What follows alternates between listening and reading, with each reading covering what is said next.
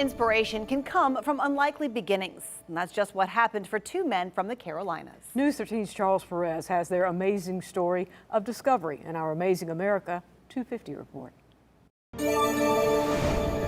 Amazing America 250 is sponsored by Ingles Markets.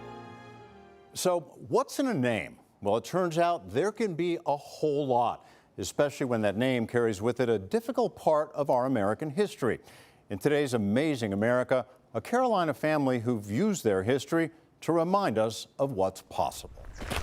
You got good feedback from folks. Oh, it's incredible. Yeah, really? Michael and Spenser Simrill call each other cousins, related not necessarily by blood, but It's complicated. by something else. We've overcome a lot of obstacles.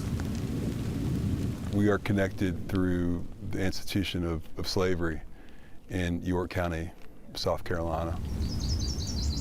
My ancestors enslaved Michael's ancestors. It's something Spenser says is hard to say. Yeah, it is, but I also think it's true, and it's something that needs to be said at the same time.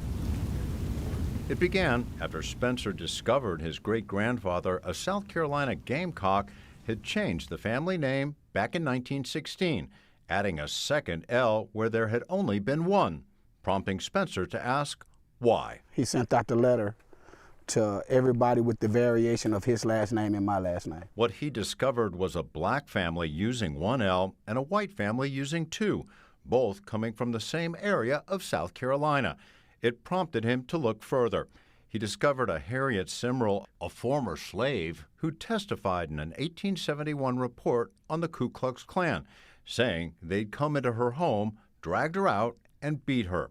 Through her testimony, family wills, and census records, he was able to connect the dots. The black Simrills were one time enslaved by the white Simrills. Spenser says that's what prompted his great-grandfather to change the name, adding an L to separate the white Simrills from the black Simrills. In the beginning, I was angry, but now to hear him say that, to have empathy, it's liberating. It's motivating to me, because it was a point in time where I was like, nah. It's also what allowed them to move forward and keep climbing toward a message.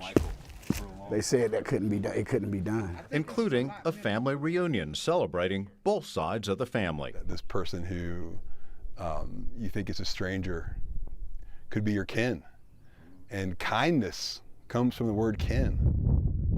Arriving at Craggy Pinnacle, I think that at our core, that's what unites us, this idea that we are equal. We can be honest with our flaws. We can be, as a country, as families, as people, but we can still aspire to better things.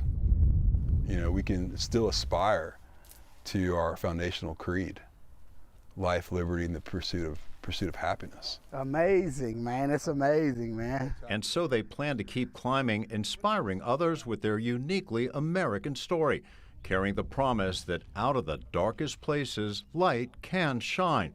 Craggy is like jagged rocks, weathering. Even from a craggy mountaintop. But you can still climb it, right? Most definitely. For Michael, who lives in South Carolina, and Spenser, who teaches school here in Asheville, the journey continues. The reason, they say, their story gives folks a reason to hope. Spenser and Michael Simrill, an amazing American story spelled with one L or two.